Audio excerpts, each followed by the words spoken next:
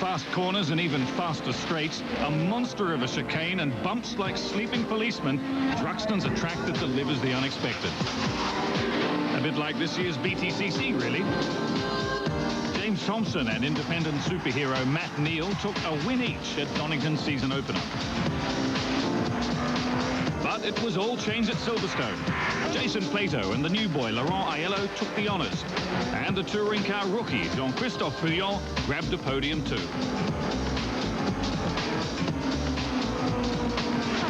Now, one question you might be asking yourself by now is who on earth are Laurent Aiello and Jean-Christophe Fouillon?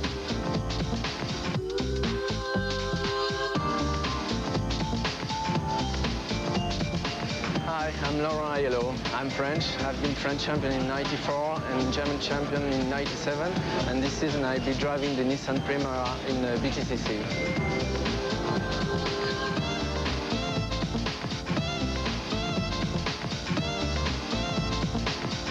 Hi, I'm Jean-Christophe Fouillon. I'm French and I've done Formula 1. I'm driving for Nescafé Blend 37 Williams Renault team in the BTCC now.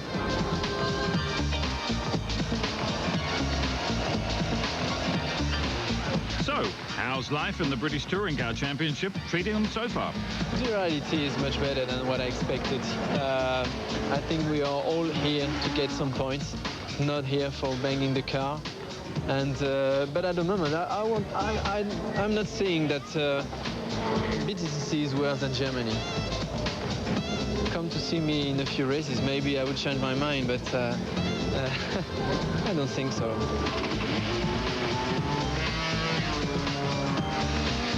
Aiello swapped one Tin Top Series for another, but Bouillon's ditched a potential Formula 1 career.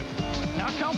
I came to the BTCC because I think that was the best solution and that was the best touring car championship in Europe. So, I wanted to race again. So I think that was the best solution. And in terms of French driving, it's quite nice to see a lot of French at that level. What about a title? I think if you've got in mind, I think everybody's here has in mind to win the championship. But I think it would be too arrogant to say that I will win right from the first year I'll be here in the BTCC. It took me 2 years in France and Germany to win the championship. So I will say 1 year for learning and 1 year to win, you know. So now you know. OK, now here's your next starter for 10. Which driver, apart from Matt Neal, has won a round of the Michelin Cup for Independence this year? Oh, that's a clue. But to win again, first Paula has to beat Matt Neal. Feasible? It's been obviously a bit more difficult for us because he has got very good equipment this year. He'll tell you that himself. So everybody knows he has got much better equipment than the other independents. But as far as we're concerned, we've just got on with the job and we're doing better than the rest of them, basically. OK, cliche time. How big a deal is the girl thing? I get asked this question all the time and I really haven't got an answer to it because I go out there and race and they're all just racing drivers and I want to beat them. I don't care who they are, really. So it never really comes into my mind. I'm not sat there thinking, God, I'm a woman and there's lots of men around me, you know. Well, Charlie, you and I can protect ourselves from the sun with a bit of slip, slap, slop. But on the hottest race day of the season so far, it's the left front that's going to be really punished at Britain's fastest circuit. Volvo, 2 Nissans, and then the first of the Renaults, Jason Plato. Good performance from Alan Menu and the lead independent, Matt Neal. Vincent Rademacher's alongside a disappointing James Thompson, the championship leader on the 4th row. Anthony Reid and Ivan Muller on row 5. Jean-Christophe Fouillon and Peter Cox in row 6. Good performance by Lee Brooks to beat John Cleland in row 7 in the factory Vauxhall, and Paula Cook and Russell Spence in row 8. And finally, Mark Blair rounds out row 9. Revs are up, ready to go. Rydell in the middle of the screen, Aiello to the left, Leslie to the right, and they're off and away. Rydell's made a pretty clean start. Aiello made a blinder of a start in the Nissan, really pressing. Rydell through, Aiello right behind him. Leslie trying to go the long way round. There's James Thompson getting pushed a bit wide by Matt Neal. On board with Plato. Into the first part of the complex. That's Leslie dead ahead of us. Aiello to the right. And Rydell right in the thick of it. Turning in, Rydell hangs onto it. David Leslie right behind him trying to find a way through.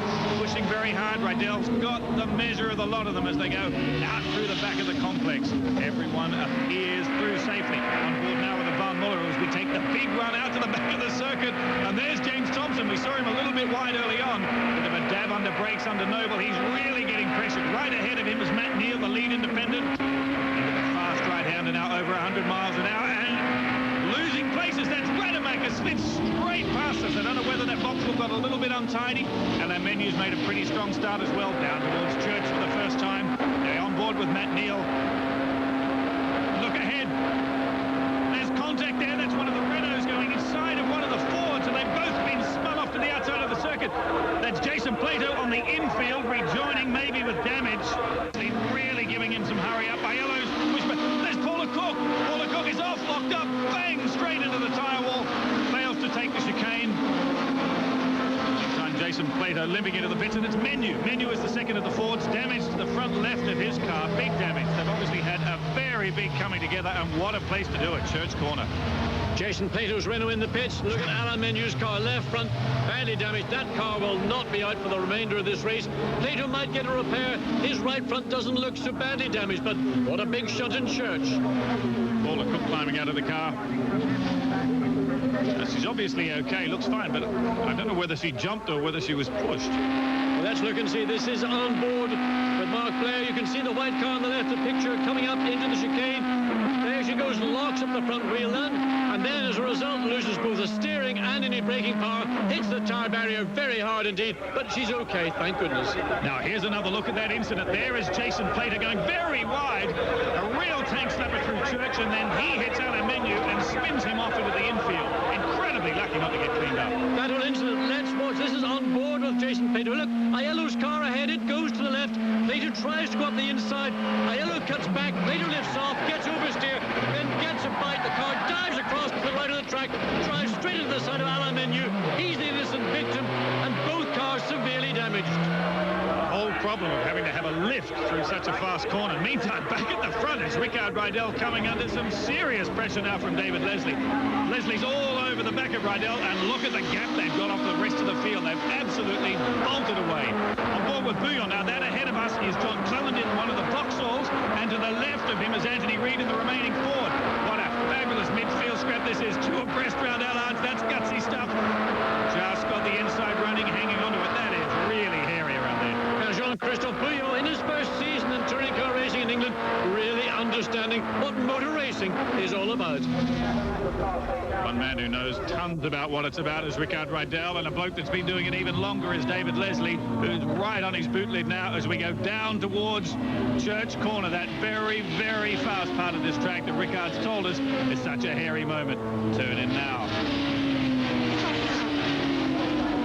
Across that apex, and meantime Aiello's starting to pick them up. Yes, he took a little bit of time. He recovered from his incident one lap ago in Church. He's now picking up the speed, regaining that little bit of lost confidence, and start to zero in to the back of Leslie and Rydell.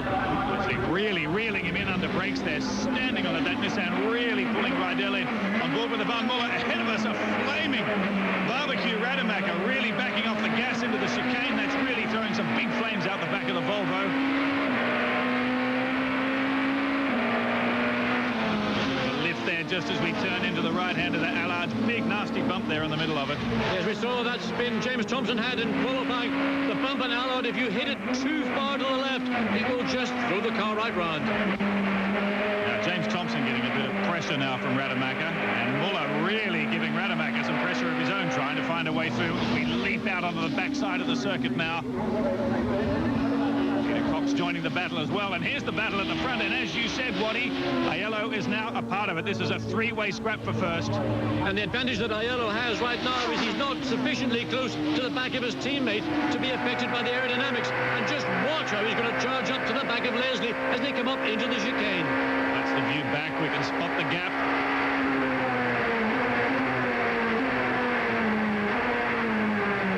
Sixth gear all the way down to second, and Aiello joins them, and we know dead ahead of us Rickard Rydell in the Volvo is lurking, and there he is. There's the gap. Nothing. Rickard Rydell controlling this race very, very much indeed. Does not want to run quicker than he's currently doing, but he's got to deal with the pressure now of two Nissans right on the back of that Volvo. and that's not going to give him much relaxation for the remaining laps. And talk about pressure. David Leslie having a big lunge down the inside. Smoochy giving him a rub down up the inside. And in the meantime, Aiello says that's absolutely fabulous.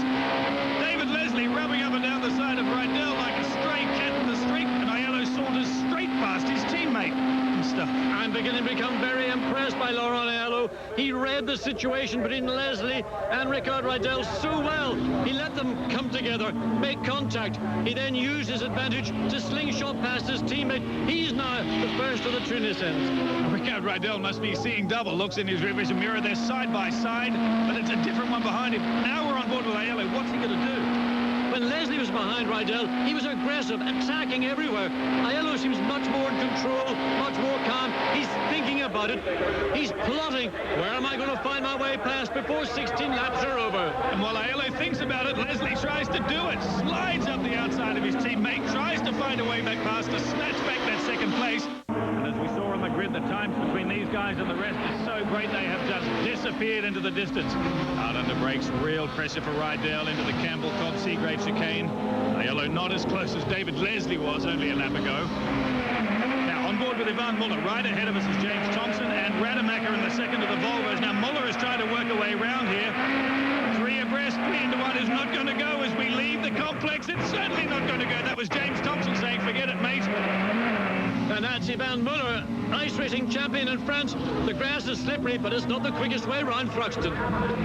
That's maybe the quickest way around Thruxton for Rydell, straight across the top of the chicanes. These Nissans are getting nastily close. And it's Laurent Aiello who's showing great composure, great control. He's got a frustrated, hyperactive David Leslie behind him. And ahead of him is the phlegmatic Swede.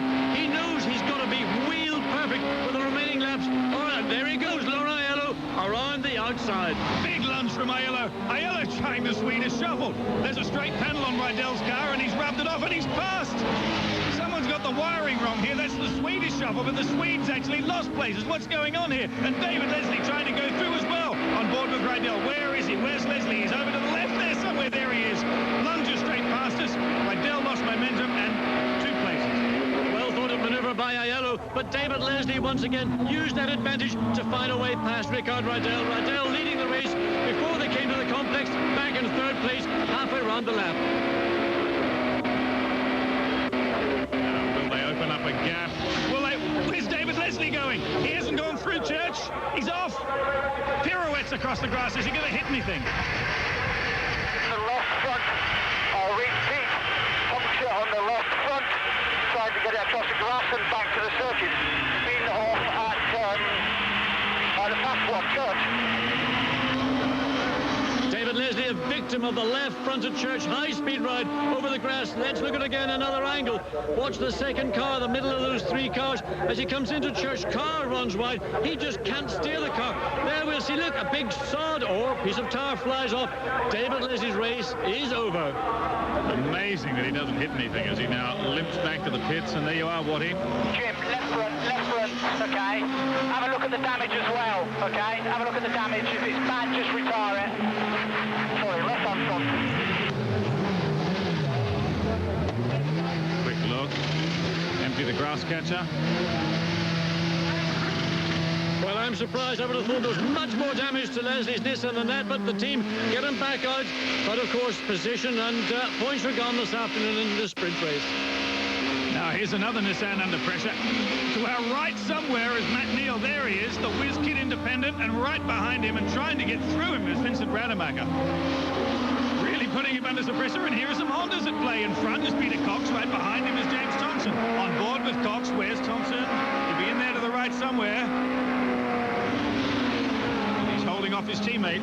Well, I'm afraid Peter Cox is becoming the Eddie Irvine of touring car racing. James Thompson, no Michael Schumacher, but he is the lead driver and the driver leading the championship to date. And there he goes, down the inside as easy as, please tell my teammate, let me get through.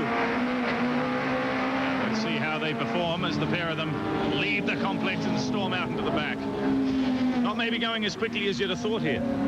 Neither does team manager Dick Bennett. He's having a good look at the team monitors on the pit lane. Matt Neal's having a good look at Rademacher in his rear vision mirror as we head down into Church Corner again. This is a fabulous scrap they're having. On board now with Ivan Muller, 7th in the Vauxhall, also heading down into Church Corner. Oh, no, we're not. He's off. Exactly the same place as Leslie. Where are we going to end up? Muller straight off. Something break on the front left. I'm out of the track on Church Corner. Something break on the front suspension, or maybe the tire. Okay, Ivan. I hear you. Okay, I'm all right. I go out of the car. Well, Ivan Muller off the track, as he said, so far off the track. He's on a service road. So far off the track, he'll need a ticket to get back in. Real mirror of what we saw from David Leslie a lap ago, and again, it's the left front tyre out at Church Corner, highest loading part of the circuit, and if a tyre is getting marginal, that's the corner you're going to have the problem with. And how terrifying it is for those drivers. Remember, they're doing 130 miles an hour plus as they get there. Slower here with Bouillon because we're in the complex, and these speed are still at play. Ahead of us is Anthony Reid in the Ford, and just in front of him, John Cleland in the Vauxhall. Now Bouillon trying to find a way past. We're building up our speed out towards Noble. There's a big left-hander here. We've got to turn left. Reid chops his nose off. Cleland seems to be in Reid's way, and that's really playing Bouillon's way. Yes, but Jean-Christophe Bouillon, he had an opportunity. He's just still a little bit apprehensive. He's not quite sure, will I, won't I? Or more to the point, will Anthony Reid cooperate? I don't think he's going to. I think it's a fair bet he's not going to. He's got to hold them out for the rest of the lap, but the Nissan team, meantime, is getting ready for this man, Laurent Aiello. 1 corner, 2 corners. That's the last corner. He's through and across for the start-finish line for Laurent Aiello's second win, the first this afternoon and his second of the championship. Fabulous stuff. Well done, Laurent. Thanks. Well done, Laurent. Well done. Great drive. Thanks, everybody. So a win for Aiello, building his confidence race by race. Ricard Rydell will be thankful for the second place points. A great result for Matt Neal, the independent, on the podium. Vincent Rademacher getting stronger race by race as well. 4th position. And James Thompson, 5th position, a bit further back. Right behind James Thompson was his teammate Peter Cox in 6th. But what about that pass Aiello made on the lead? Him doing the Swedish shuffle? I've seen watching on TV some races here in Thruxton that was a good place to have a take. I've heard it was Rydell's place. So I've tried to make the same as he was doing to the others, and it works. So yes, I'm very pleased too, and really looking forward for the next race. But it could have been a very different result for Laurent. Remember that first lap incident? He got a little bit sideways through Church Corner, and mayhem broke out behind him with Plato and Menu coming together big time. I was minding my own business, overtaking both of them, and suddenly Jason just like hit me like massive hit on the left-hand side. So whether he got the grip back suddenly and didn't know where he was, or I don't know. But it's a shame because I was up in 3rd place. I mean, it wasn't Alan's fault. Aiello went into Church and got very sideways, and I was committed to Church, so I had to lift because I thought he was going to spin in front of me. So I got sideways, and Alan had nowhere to go but to clank me, and we both speared off. But then, you know, you're in a 135-mile-an-hour corner, and everyone lifts off, and the cars go all light and sideways, cold tyres. It's one of the things. Not Alan's fault, not my fault, just bad luck.